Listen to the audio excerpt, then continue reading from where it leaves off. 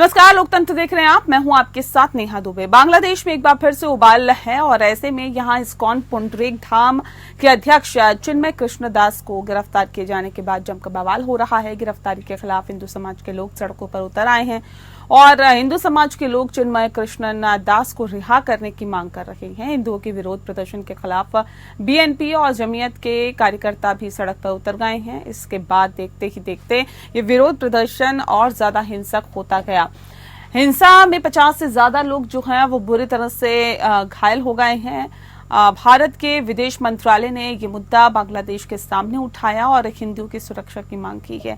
विदेश मंत्रालय ने कहा है कि हम बांग्लादेश के अधिकारियों से हिंदुओं और सभी अल्पसंख्यकों की सुरक्षा सुनिश्चित करने का आग्रह करते हैं। सवाल है कि बांग्लादेश के हिंदुओं के खिलाफ हिंसा पर बांग्लादेश सरकार का निष्क्रिय रवैया क्या आत्मघाती नहीं है? बांग्लादेश की सरकार को किन शक्तियों से हौसला मिल रहा है? क्या भारत से बढ़ती दूरी और नुकसान की भरपाई बांग्लादेश कर पाएगा? बांग्लादेश में हिंदुओं की सुरक्षा कैसे, जी हां, भारत कैसे सुनिश्चित करेगा? बांग्लादेश की विदेश नीति में बदलाव की जो भारत कैसे इसको काउंटर करेगा? और इन तमाम सवालों का आज हम जवाब देंगे और खास पैनलिस्ट हमारे साथ होंगे, उनसे सलाह मशवरा करेंगे।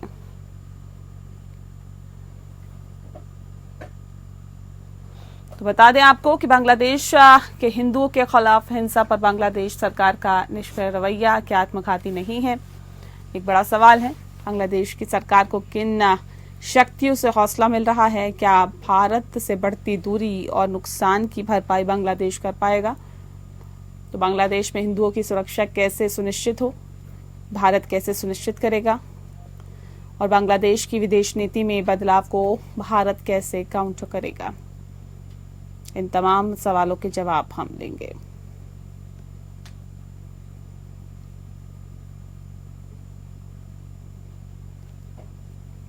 तो बांग्लादेश में एक बार फिर से काफी ज्यादा उबाल देखा जा रहा है। यहाँ इस्कॉन पुंडरीक धाम के अध्यक्ष चिन्मय कृष्णदास को गिरफ्तार किए जाने के बाद जमकर बवाल हो रहा है। गिरफ्तारी के खिलाफ हिंदू समाज के लोग सड़कों पर उतर आए हैं। हिंदू समाज के लोग चिन्मय कृष्णदास को गिरफ्तार, यानी कि जो उनको गिरफ्तार किया गया उसका विरोध कर रहे हैं और उनको रिहा करने की मांग कर रहे हैं।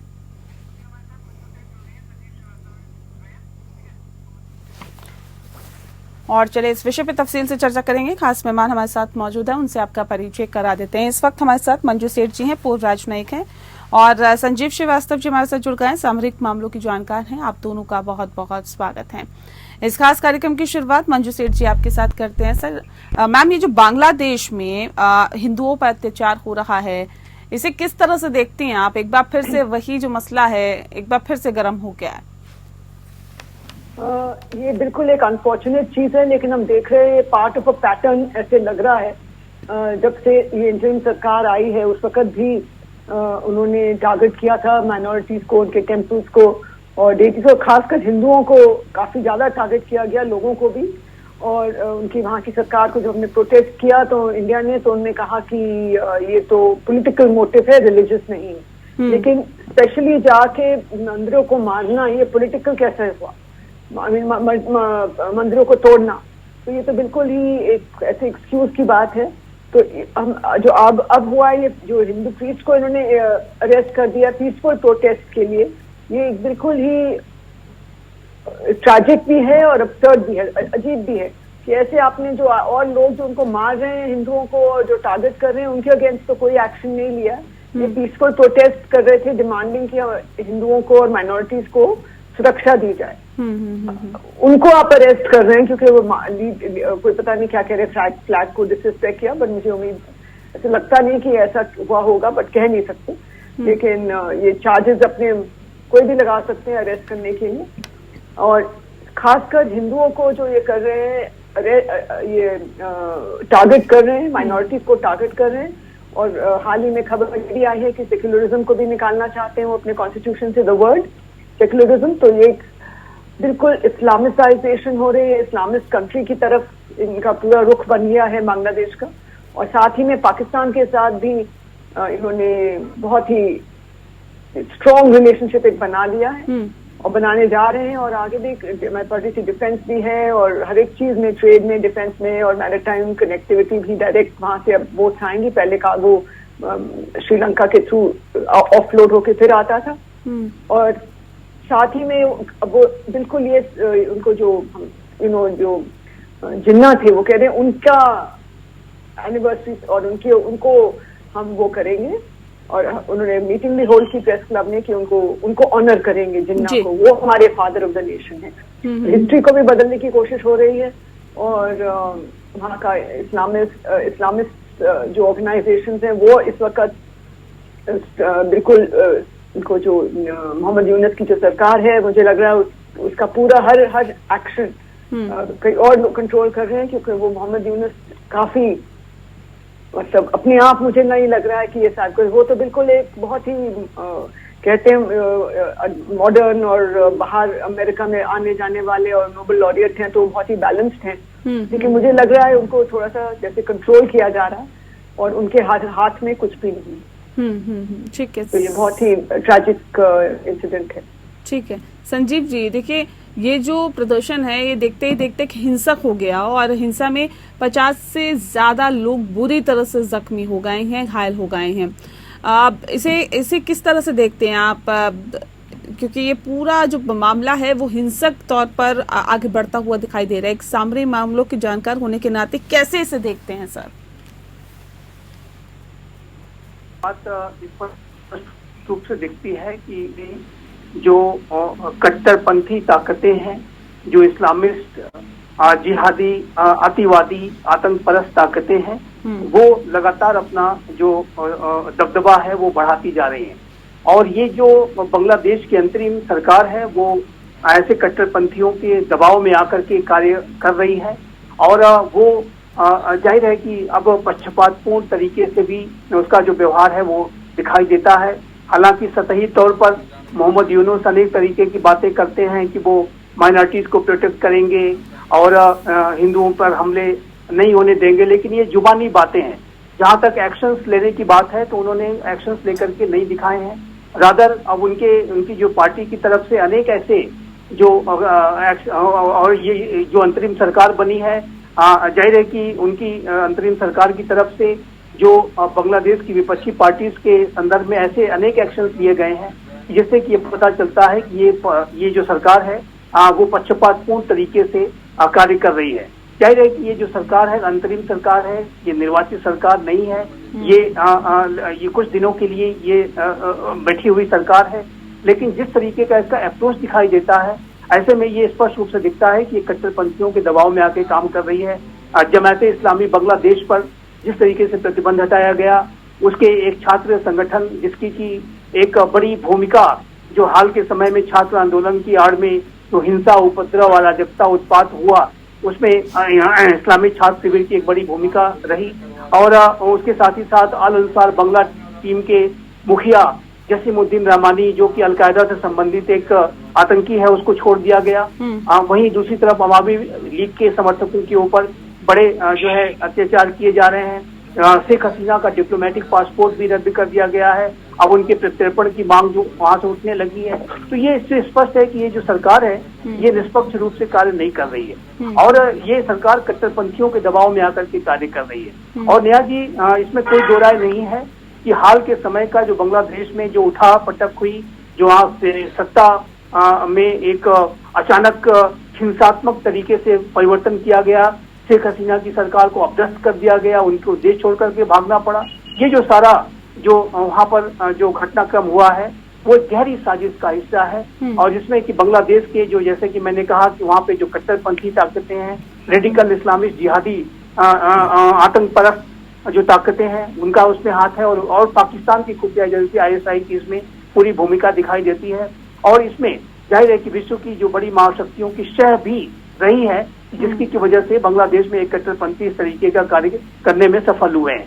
और ये लगातार अपने जो है दबदबे को बढ़ा रहे हैं, और इसका परिणाम ये हो रहा है कि वहाँ पर जो अल्पसंख्यक हमारी जो हिंदू कम्युनिटी है उसके ऊपर हमले बढ़ गए हैं, मंदिरों के ऊपर हमले बढ़ गए हैं। और अब एक चिन्मय मिशन के प्रमुख को जिस तरीके से गिरफ्तारी की उनके बाद, और अब जब हिंसा की जो इस तरीके की वारदात हुई है, ये बिल्कुल स्पष्ट रूप से दिखता है कि वहां पर कानून का जो शासन है वो लगातार कमजोर पड़ता जा रहा है। बांग्लादेश का जो लोकतंत्र है वो खतरे में दिखाई देता है और ये अगर ऐसी ही स्थिति रही तो बांग्लादेश का जो भविष्य उसी तरीके का हो सकता है जैसा कि हम पाकिस्तान का देख रहे हैं, और जो कि जाहिर है कि ये बांग्लादेश के लोगों के लिए बड़े ही दुर्भाग्य की बात होगी, बड़े ही दुख की बात होगी और भारत के लिए भी अच्छी स्थिति नहीं होगी। और इसी वजह से अब देखिए तो भारत ने इस संदर्भ में अपनी गहरी चिंता लगातार व्यक्त की है और भारत ही नहीं बल्कि यूनाइटेड स्टेट्स ऑफ अमेरिका का जो नया आने वाला ट्रंप प्रशासन है उसने भी अपनी चिंता इस संदर्भ में व्यक्त की थी। राष्ट्रपति ट्रंप अपने कैंपेन ट्रेल के दौरान भी इस बारे में अपनी चिंता व्यक्त कर चुके हैं और उम्मीद की जानी चाहिए कि जब ट्रंप प्रशासन 20 जनवरी को सत्ता संभालेगा तो भारत की तरफ से भी, अमेरिका के नए ट्रंप प्रशासन की तरफ से भी और अन्य लोकतांत्रिक राष्ट्रों की तरफ से भी मोहम्मद यूनुस की अंतरिम सरकार जो कि एक निर्वाचित सरकार नहीं है, जिसको कि मैं हाईलाइट करना चाहता हूं, उसके ऊपर ये दबाव बनाया जाएगा कि और बनाने की आवश्यकता है कि वो जल्द से जल्द वहाँ इलेक्शन कराएं, कानून का शासन स्थापित करें, हिंदू कम्युनिटी की रक्षा करें और वहाँ पर लोकतंत्र के भविष्य को अंधकार में न होने दें। तो ये वहाँ की सरकार की जिम्मेदारी बनती है और इस जिम्मेदारी को इंश्योर कराने के लिए अंतर्राष्ट्रीय दबाव बनाने की आवश्यकता है, जो कि मेरा असेसमेंट है कि राष्ट्रपति ट्रंप और भारत की तरफ से ये लगातार दबाव है ही और अन्य विश्व के जो जिम्मेदार लोकतांत्रिक राष्ट्रों को भी इस बारे में गहरा संज्ञान लेते हुए, बांग्लादेश की जो चिंताजनक स्थिति है उसका गहरा संज्ञान लेते हुए वहाँ की सरकार पर इस बात का दबाव बनाया जाना चाहिए कि वहाँ वो जल्द से जल्द इलेक्शंस कराएं और उसके लिए कानून का शासन स्थापित करें। सिर्फ कहने से नहीं होगा, करके दिखाना होगा और तभी जाकर के बांग्लादेश में स्थितियां बेहतर हो सकती हैं। ठीक है मंजू सेठ जी, इतना आसान है क्या जिस बात का जिक्र अभी संजीव जी कर रहे थे कि देखिए चौतरफा दबाव बनाना होगा, बिना दबाव बनाए कुछ भी पॉसिबल नहीं है, इतना आसान है? बिल्कुल आसान नहीं है, बहुत ही मुश्किल है। मुझे लगता है दबाव हम डाल रहे हैं, हम ऑलरेडी इंसिस्ट कर रहे हैं, लेकिन ये जो मुद्दा है ये और जो अगर जैसे यूएन में ले जाएं, कहीं भी ले जाएं और उनके ऊपर प्रेशर किससे डलवाएं, यूएस जो सबसे बड़ा है वो ही उनके पीछे खड़ा है तो क्या और किसकी बात मानी जाएगी। तो मुझे लग नहीं रहा है कि प्रेशर इफेक्टिव होगा, कोई भी इफेक्टिवली हम कर पाएंगे उन पे प्रेशर, लेकिन हमें इसकी मतलब नहीं है, इसका मतलब नहीं कि हम उम्मीद छोड़ दें और बिल्कुल कोशिश भी ना करें, बिल्कुल हमें करनी चाहिए, दबाव डालना पड़ेगा, लेकिन कितना उसका असर होगा ये मुझे लगता नहीं कि ज्यादा कुछ असर होगा। और अगर वो शेख हसीना जी के भी वो मांग रहे हैं, वापस एक्सिबिशन मांग रहे हैं, तो ये एक बहुत ही डिफिकल्ट एक मामला बनता चला जा रहा है, कॉम्प्लेक्स मामला बनता जा रहा है। और साथ में अगर हम देखें उन्होंने पाकिस्तान के साथ न्यूक्लियर कोऑपरेशन की भी बात की है कि हम इफ वी हैव टू, अगर हमारे पास दोनों नेबरहुड में अगर दो न्यूक्लियर पावर्ड कंट्रीज आ गई तो वी आर हमें बहुत ही एक मुश्किल का सामना करना पड़ सकता है। तो मुझे पता नहीं है कि दबाव का कितना दबाव हमारा इफेक्टिव होगा। बिल्कुल हमें डालना चाहिए। और खुलकर अमेरिका क्यों आपका साथ देगा संजीव जी, ये भी एक बड़ा सवाल है ना। यूक्रेन मसले पर जब आप न्यूट्रल पूरा अपना स्टैंड रखते हैं, हर मसले पर भारत अपने विवेक के हिसाब से आगे कदम उठाता है, तो क्यों अमेरिका आपका साथ देगा? लगता है आपको स्टैंड लेना चाहिए उसे और वो लेगा? देखिए नेहा जी, देखिए ये भारत के साथ देने की बात नहीं है, ये बांग्लादेश के लोगों के हितों की भी बात है और प्राइमरली ये बांग्लादेश के लोगों के हितों की ही बात है।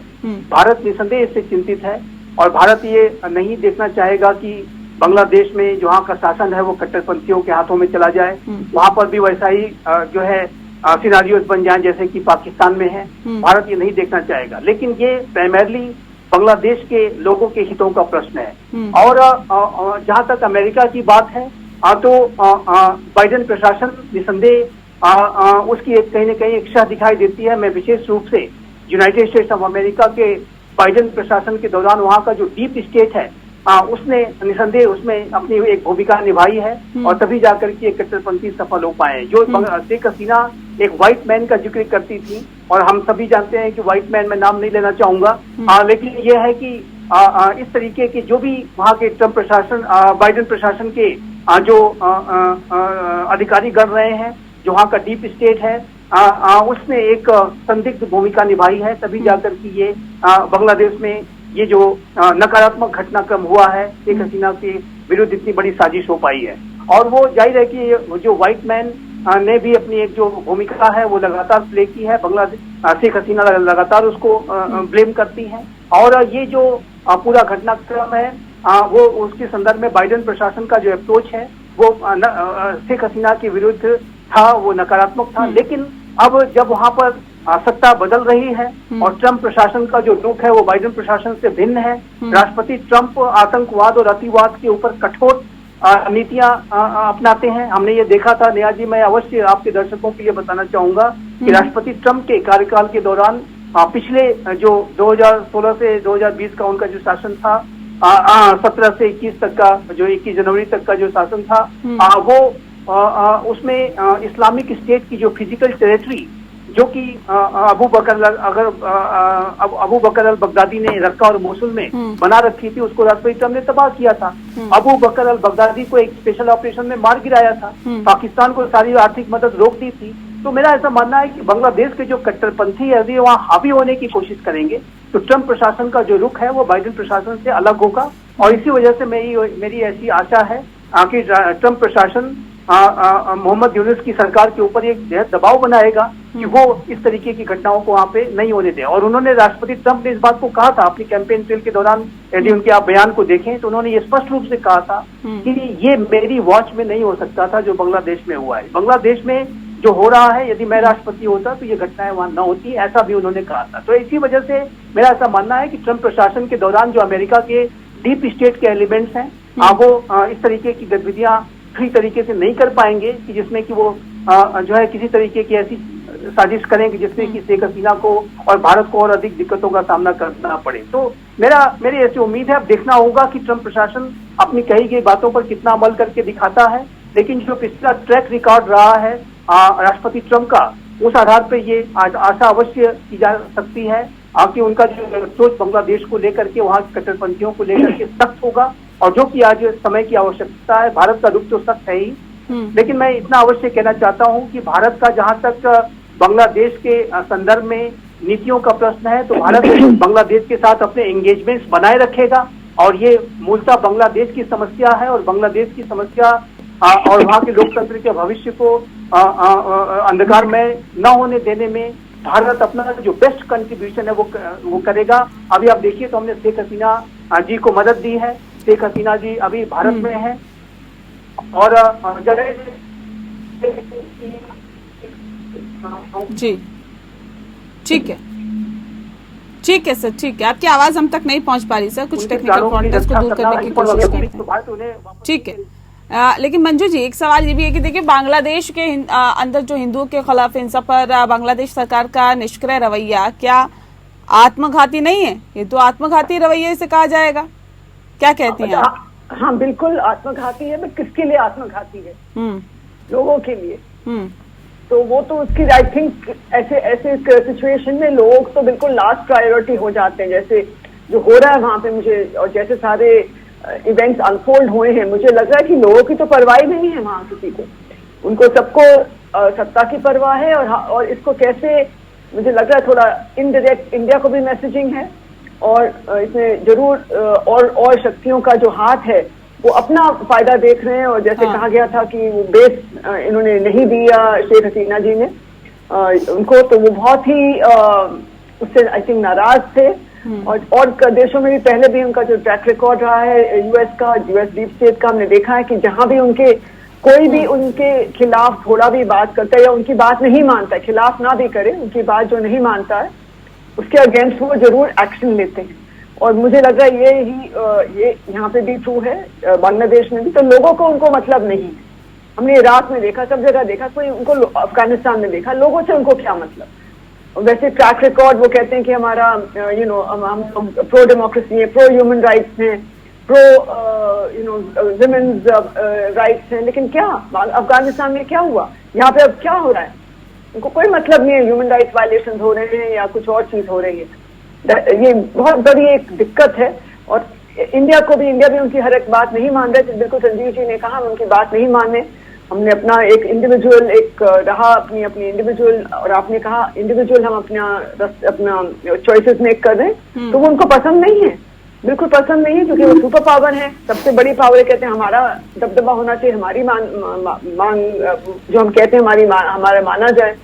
लेकिन ये सब चीजें देखते हुए एक ये जो जहाँ जिस डायरेक्शन में जा रहा है, ये आत्मघाती है। किसके लिए? लोगों के लिए, वहां के देश के लिए तो क्या है, देश तो भी उनके जो ये कट्टरपंथी लोग आगे आ जाएंगे, उनका तो देश फिर भी चलेगा। ठीक है, मतलब लोगों के लिए आत्मघाती है, आप ये कुल मिला के कह रही हैं। ठीक है, मैं संजीव जी का रुख करूंगी। संजीव जी, बांग्लादेश की जो सरकार है, उनको किन शक्तियों से हौसला मिल रहा है, और क्या भारत से बढ़ती दूरी और नुकसान की भरपाई बांग्लादेश कर पाएगा? जी, मेरी आवाज आ रही है नेहा जी, अब आ रही है, बताएं सर। जी जी, देखिए, बांग्लादेश को जो पाकिस्तान की जो खुफिया एजेंसी, वहाँ की जो ISI है, उसका सपोर्ट मिलता है। जो पाकिस्तान में बैठे हुए आतंकी अनेक आका हैं, उनका उन्हें सपोर्ट है। ये जो कट्टरपंथी हैं, जाहिर है कि इनके जो connections al Qaeda, Islamic state, Khorasan से भी है। Bangladesh United states of America में पिछले ट्रंप प्रशासन के दौरान एक रिपोर्ट आई थी, जिसमें कि बांग्लादेश के बारे में कहा गया था कि वहाँ अलकायदा अपनी पैठ बढ़ा रहा है, इस्लामिक स्टेट जो है अपनी पैठ बढ़ा रहा है। बांग्लादेश में हमने देखा कि अनेक ब्लॉगर्स की वहाँ पर टारगेटेड किलिंग्स की गई, अनेक उदारवादी विचार रखने वाले लोगों को एलिमिनेट किया गया। तो ये बांग्लादेश के अंदर की स्थितियां पहले से ही काफी चिंताजनक रही थी। आतंकवाद, आतंकवाद और इस्लामिक जिहादी जो ताकतें वहाँ पे एक्टिव है, रेडिकल इस्लामिक। तो ये जो स्थितियां हैं पहले से ही हैं, लेकिन हाल का जो घटनाक्रम है बहुत ही ज्यादा देखिए चिंता का, गहरी चिंता है, क्योंकि ये जो कट्टरपंथी हावी हो गए कि उन्होंने सरकार को करा दिया, और हसीना की उनके प्रधानमंत्री को जो है कितने ज्यादा हावी होते जा रहे हैं उनको, और वो अपने मंसूबों में कितने कामयाब हो गए हैं। और जाहिर है कि इसके पीछे जो बड़ी ताकतों की शह भी रही है, अमेरिका का डीप स्टेट, जाहिर है कि उसके पीछे जिस तरीके की शेख हसीना ने जो बातें कही व्हाइट मैन इत्यादि के संदर्भ में, उससे भी उनकी भी एक शह रही है। तो इस वजह से ये पूरी साजिश सफल हो पाई है। लेकिन यदि और ये भी एक स्पष्ट रूप से दिखता है कि जो अंतरिम सरकार वर्तमान समय की है, वो भी उनके दबाव में आके काम कर रही है। तो ऐसे में वहाँ का जो पूरी स्थिति है बांग्लादेश की, वो काफी चिंताजनक है, मैं कहूँगा। और ये अगर इसी तरीके की स्थितियां रही, तो ये वहाँ के सबसे पहले तो वहाँ के लोग इससे इनका जो भविष्य अंधकारमय हो जाएगा। वहाँ पर उसी तरीके की स्थितियां पैदा हो जाएंगी जैसे आप पाकिस्तान की आवाम की स्थिति देख रहे हैं। बांग्लादेश जो कि लगातार उत्थान और प्रगति और विकास की राह पर तेज गति से आगे बढ़ रहा था, विश्व में अगर टेक्सटाइल के गारमेंट इंडस्ट्री की बात करें तो उसने पूरे विश्व में अपना स्थान बनाया था। महिलाओं को बड़े अधिकार मिले हुए थे, महिलाओं ने तो अपना विश्व में नाम रोशन किया है। Textile industry, readymade garment industry में जैसा उन्होंने प्रभाव वहाँ पे छोड़ा है, लेकिन वो सब कुछ धूमिल हो जाएगा, सब कुछ समाप्त हो जाएगा यदि कट्टरपंथी ऐसे ही हावी होते रहे। बिल्कुल ऐसे ही हावी होते रहे तो जाहिर तौर पे हालात और ज्यादा खराब हो जाएंगे। बहरहाल बहुत शुक्रिया आप दोनों मेहमानों का हमारे साथ इस खास चर्चा में शामिल होने के लिए। लोकतंत्र में फिलहाल के लिए इतना ही। नमस्कार।